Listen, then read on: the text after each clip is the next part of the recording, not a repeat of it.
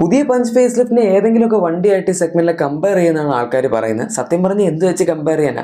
Already Exter ഉണ്ട്, അതധികം വിൽക്കുന്നില്ല. പക്ഷെ എന്നാലും നമുക്ക് ജസ്റ്റ് ഒരു കമ്പാരിസൺ നോക്കാം.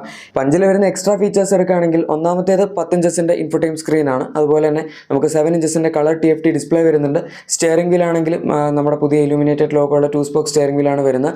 ടച്ച് ബേസ്ഡ് ആയിട്ടുള്ള AC കൺട്രോൾസ് കൊടുത്തിട്ടുണ്ട്. 65 വാട്ട്സിന്റെ type C USB charger available ആണ്.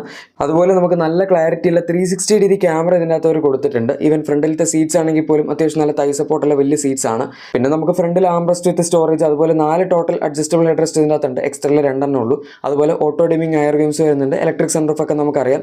ഇത്രയും ഫീച്ചേഴ്സ് ഈ വണ്ടിയിൽ ഓവറോൾ കിട്ടുന്നുണ്ട്. ഇനി ഇതിനൊക്കെ പുറമെ 120 PS ഉള്ള നെക്സോണിന്റെ സെയിം ട്യൂണിൽ 6 സ്പീഡ് മാനുവൽ നമുക്ക് ടർബോ പെട്രോൾ ഇപ്പോൾ അവൈലബിൾ ആണ്. എക്സ്റ്ററിൽ തന്നെ മാത്രമേ ഉള്ളൂ.